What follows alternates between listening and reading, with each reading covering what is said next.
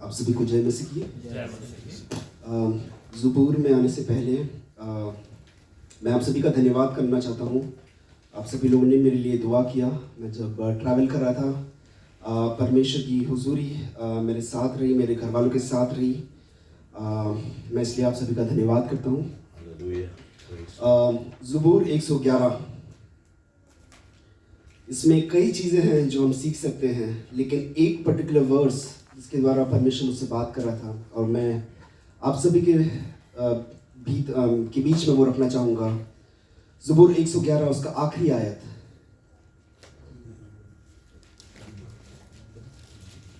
कोई भाई खुदावन का खौफ दिनाई का शुरू है, उसके मुताबिक अमल करने वाले दानिशमंद है, उसकी स्थायी शब्द तक कायम है। हिंदी में पढ़ना। बुद्धि का मूल यहोवा का भय है। जितने उसकी आज्ञाओं को मानते हैं उनकी बुद्धि अच्छी होती है, उसकी स्तुति सदा बनी रहेगी। हमें इंग्लिश में लिखा है the fear of the Lord is the beginning of wisdom. बुद्धि का मूल यहोवा का भय है। कितने लोगों को बुद्धि चाहिए? हालेलुया। सभी को चाहिए। कितने लोग यहोवा का भय मानते हैं?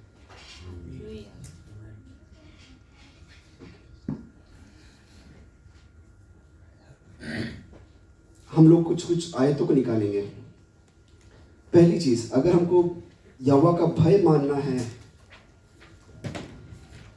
जब हम शुरुआत करते हैं यहोवा के भय से, यहोवा के डर से, ये डर किस प्रकार का डर है? किस डर की हम बात कर रहे हैं? अलग अलग टाइप के डर होते हैं, राइट? ये डर ऐसा डर है जहां पे जो एक बेटे को अपने बाप से होता है, हम उस डर की बात कर रहे हैं। क्या कोई बेटा अपने बाप के हुजूरी में क्या कोई पाप करेगा या कोई गलत काम करेगा? नहीं। क्यों? क्योंकि उसे पता है कि अगर वो करेगा तो डांट पड़ेगी, मार पड़ेगी, राइट? हम उस डर की बात कर रहे हैं। हम कहते हैं कि हमें परमेश्वर का भय है, हमें परमेश्वर का डर है, बट क्या एक्चुअली में हमें परमेश्वर का डर है? हम क्या समझते हैं परमेश्वर के डर को? डर के बारे में हम क्या समझते हैं?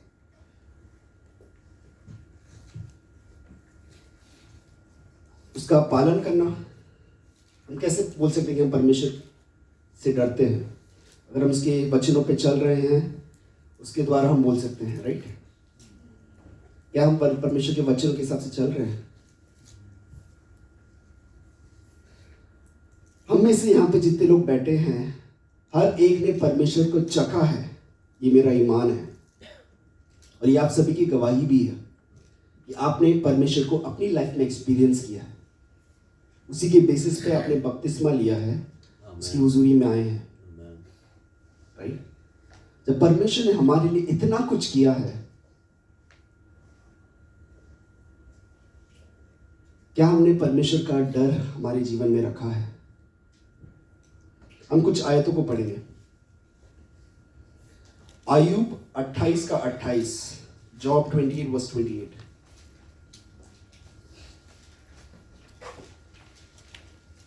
तब उसने मनुष्य से कहा, देख, प्रभु का भय मानना यही बुद्धि है, और बुराई से दूर रहना यही समझ है। बुद्धि क्या है? परमेश्वर का भय मांगना। कोई भाई उर्दू में पढ़ना। और उसने इंसान से कहा, देख, खुदावंद का खौफ ही हिकमत है और बदी से दूर रहना खुर्द है। यहाँ पे दो चीजें हैं, खुदा का खौफ और बदी से दूर। ये इंग्लिश वाला और नहीं है, ऑप्शन नहीं है, ये दोनों होना जरूरी है। प्रभु का भय मानना यही बुद्धि है और बुराई से दूर रहना।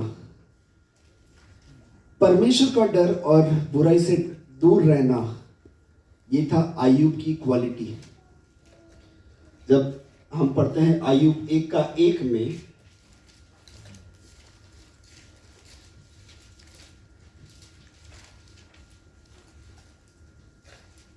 और उसकी सरजमीन में अय्यूब नाम एक शख्स था वो शख्स कामल और रास्तबाज था और खुदा से डरता और बदी से दूर रहता था। खुदा से डरता और बदी से दूर रहता था।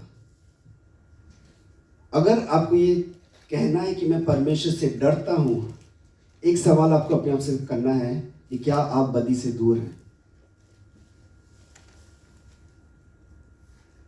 क्या आप पाप से दूर हैं? अगर आप पाप से दूर नहीं हैं तो परमेश्वर का डर आपके जीवन में नहीं है।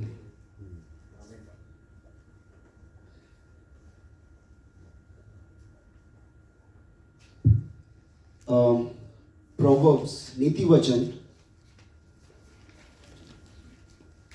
ज़ुबूर के बाद वाला इमसाल 1:7।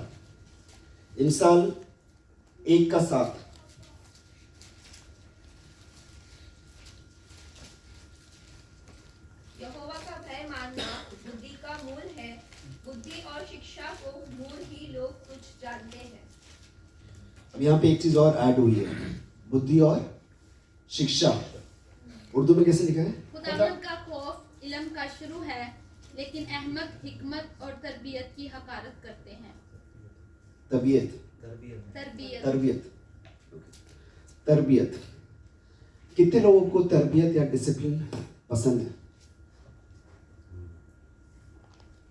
कितने लोग डिसिप्लिन में हैं? हम कह रहे हैं हम चर्च में हैं, राइट? चर्च में भी एक डिसिप्लिन है। आप जब काम पे जाते हो, काफी लोग कंस्ट्रक्शन उस पे हैं, राइट? जब आप कंस्ट्रक्शन पे उसमें काम करते हो, विदाउट सेफ्टी बेल्ट आप काम नहीं कर सकते, राइट? उसी प्रकार जब आप परमेश्वर की हुजूरी में आ रहे हैं, डिसिप्लिन होना जरूरी है। आप किस तरीके से बैठे हैं, किस तरीके से आए हैं, क्या पहन कर आए हैं, वो सब डिसिप्लिन का पार्ट है। ये बच्चे लोगों पे भी अलाउ होता है, इंक्लूड होता है।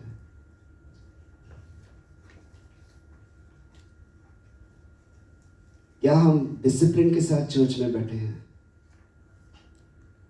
डिसिप्लिन में ये भी इंक्लूड हो जाता है जहाँ पे मैं बैठा हूँ चर्च में, लेकिन मेरा दिमाग, मैं दुबई मॉल में घूम रहा हूँ, इधर उधर पाकिस्तान में पहुँच गया हूँ, इंडिया पहुँच गया हूँ। वो सब डिसिप्लिन का पार्ट है।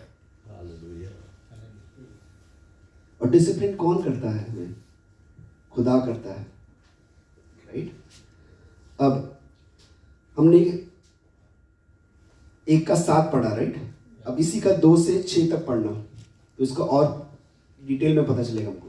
इनके द्वारा पढ़ने वाला बुद्धि और शिक्षा प्राप्त करे और समझ की बातें समझे और काम करने में प्रवीणता और धर्म, न्याय और निष्पक्षता की शिक्षा पाए, कि भोलों को चतुराई और जवान को ज्ञान और विवेक मिले, कि बुद्धिमान सुनकर अपनी विद्या बढ़ाए और समझदार बुद्धि का उपदेश पाए, जिससे वे नीति वचन और दृष्टांत को और बुद्धिमानों के वचन और उनके रहस्यों को समझे। यहोवा का भय मानना बुद्धि का मूल है। बुद्धि और शिक्षा को मूल ही लोग तुच्छ जानते हैं। एक समरी में इसको समझाने के लिए अगर बोलूँ ना, केवल बाइबल का ज्ञान होना काफ़ी नहीं है। बाइबल के ज्ञान के साथ साथ डिसिप्लिन होना भी ज़रूरी है आपकी लाइफ में। उसका पालन करना उतना ही इक्वली इम्पोर्टेंट है। तो अगर आप ऐसी चर्चाओं में हैं जो केवल बिब्लिकल नॉलेज की बात कर रहे हैं, उन सब का आपको ये देखना है कि वो उससे आपका फ़ायदा क्या हो रहा है। आर्ग्यूमेंट करने के लिए मैं बहुत कुछ आर्ग्यू कर सकता हूँ, लेकिन उससे मुझे क्या बेनिफिट होगा। कलाम को सीखने के लिए आपको ये समझ होना ज़रूरी है। अगर मैं जो चर्चा कर रहा हूँ, मैं जब आर्ग्यू कर रहा हूँ, कुछ समझने की कोशिश कर रहा हूँ, उससे मुझे अगर कोई फ़ायदा होगा कि नहीं होगा। और उन सब से बढ़कर मेरे लाइफ में वो डिसिप्लिन है कि नहीं। मैंने आज कुछ सीखा, उसको मैं अपने लाइफ में पालन कर रहा हूँ कि नहीं। अब जब एक छोटा सा बच्चा जब स्कूल में जाता है, ABCD सब सीखता है, राइट? ऐसा कभी होता है कि वो जब 10-20 साल का हो जाए, उसको वापस वही चीज़ सिखाएं? क्यों? क्योंकि वो डेली प्रैक्टिस करता है। क्या हम डेली परमेश्वर के वचन को प्रैक्टिस कर रहे हैं अपनी लाइफ में? अगर हमें बार बार याद दिलाना पड़ रहा है कि कलाम में ये चीज़ लिखा है, कलाम में वो चीज़ लिखा है, इसका मतलब ये है कि हमने उसका पालन अपनी लाइफ में नहीं किया है, हम लैक कर रहे हैं वो चीज़।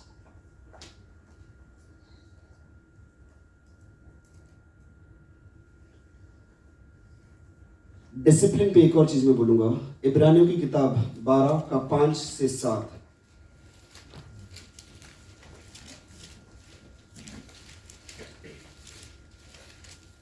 और तुम इस नसीहत को भूल गए जो तुम्हें फर्जंदों की तरह की जाती है कि ऐ मेरे बेटे, खुदावंद की तबी को नाचीज ना जान। ओके, रुक के पढ़ेंगे इसको। खुदा के वो नाचीज ना समझ, राइट? जब खुदा डिसिप्लिन करता है उसको नाचीज ना समझे। आगे, और जब वो तुझे मलामत करे तो तू बेदिल ना हो। अब खुदा भी रिब्यूक करता है, इंग्लिश में लिखा है रिब्यूक, हिंदी में क्या लिखा है? ताड़ना। प्रभु की ताड़ना को हल्के ताड़ना। प्रभु जब ताड़ता है, हम अक्सर कहते हैं ना कि परमेश्वर प्रेम है, दया है, परमेश्वर ताड़ना भी देता है। इस कारण वो अच्छा पिता है। अगर एक पिता केवल प्यार करे और ताड़ना ना दे, गलत है वो।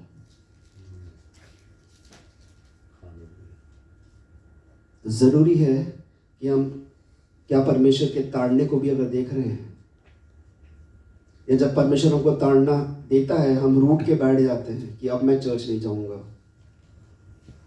क्योंकि ये हो गया मेरे लाइफ में। आगे पढ़ना। क्योंकि जिससे खुदावंद मोहब्बत रखता है उसे तभी भी करता है। अब जिसको ताड़ना दिया है उससे क्या कर रहा है परमेश्वर? मोहब्बत कर रहा है।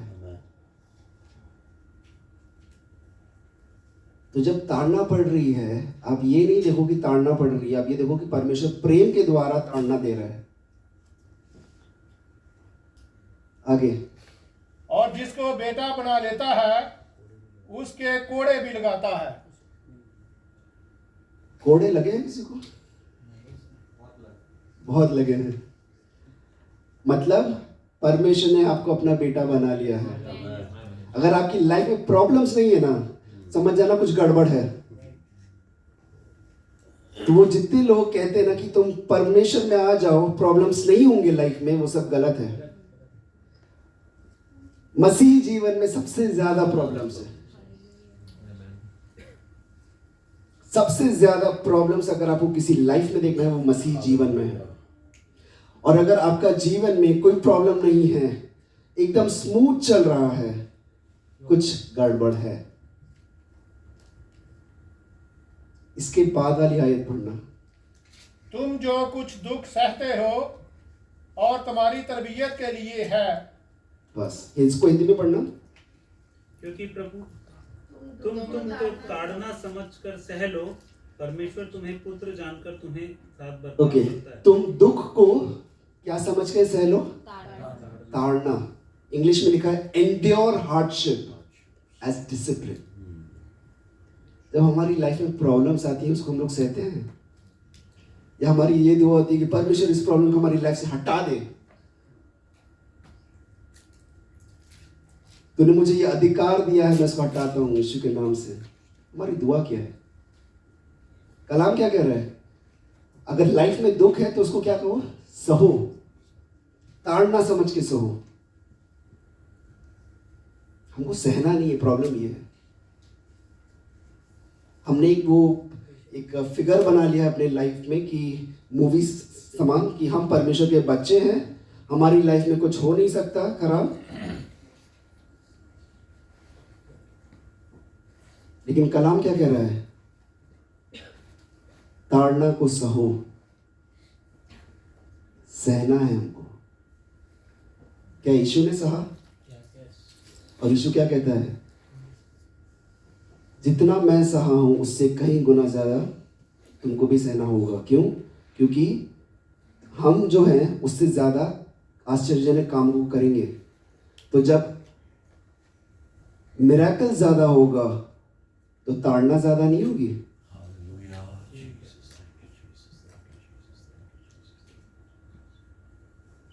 हम क्या सीख रहे हैं? परमेश्वर का डर। और ये सब डर किस में आ रहा है कि अगर मुझे परमेश्वर से भय है तो क्या मैं उसके ताड़ने को सह रहा हूं कि नहीं?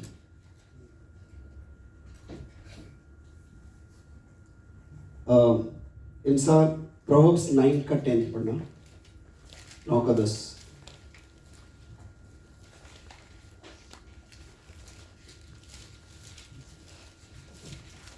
यहोवा का भय मानना बुद्धि का आरंभ है और परम पवित्र ईश्वर को जानना ही समझ है। समझ क्या है?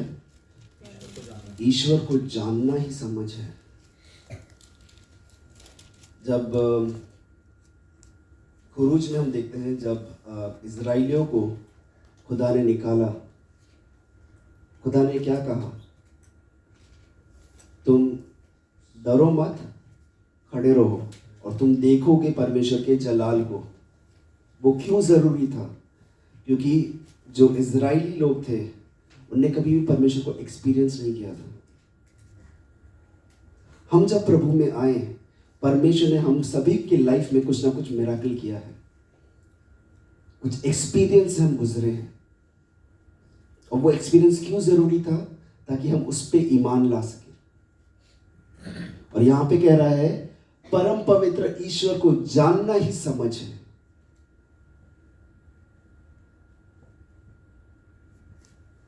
कितने समझ वाले लोग यहाँ पे बैठे हैं? क्या हम परमेश्वर को जानते हैं? आखिरी आयत को पढ़ के मैं समाप्त करूंगा। 1 कोरिन्थी 10 का 2 से 5, 2 से 6 तक पढ़िए। और सब ने बादल में और समुद्र में मूसा का बपतिस्मा लिया, और सब ने एक ही आत्मिक भोजन किया, और सब ने एक ही आत्मिक जल पिया, क्योंकि वे उस आत्मिक चट्टान से पीते थे जो उनके साथ साथ चलती थी, और वह चट्टान मसीह था। परंतु परमेश्वर उनमें से बहुतों से प्रसन्न न हुआ, इसलिए वे जंगल में ढेर हो गए। ओके, बस उर्दू में पढ़ना। 1 कोरिन्थी 10 का 2 से 5। और सब ही ने उस बादल और समुद्र में मूसा का बपतिस्मा लिया, और सब ने एक ही रूहानी खुराक खाई, और सब ने एक ही रूहानी पानी पिया, क्योंकि वो उस रूहानी चट्टान में से पानी पीते थे जो उनके साथ साथ चलती थी, और वो चट्टान मसीह था। मगर उनमें से अक्सरों से खुदा राजी ना हुआ, चुनाचे वो बियाबान में ढेर हो गए। आमीन।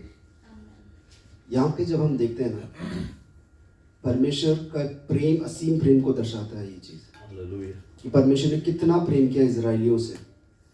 बपतिस्मा से वो गुजरे, खाना दिया, पीने के लिए दिया, सब कुछ दिया, और नॉर्मल खाना नहीं, आत्मिक खाना दिया, स्पिरिचुअल फूड। उन सब के बावजूद 5वीं आयत कहता है कि परमेश्वर उनसे खुश नहीं था। आज जब हम यहाँ पे बैठे हैं, हमने भी बपतिस्मा लिया है, हम भी पवित्र खाने को खाते हैं, आयत को खाते हैं, हम भी पीते हैं। क्या परमेश्वर हमसे खुश है? क्या परमेश्वर का डर हमारे लाइफ में है? Hallelujah. Thank you, Jesus. Thank you.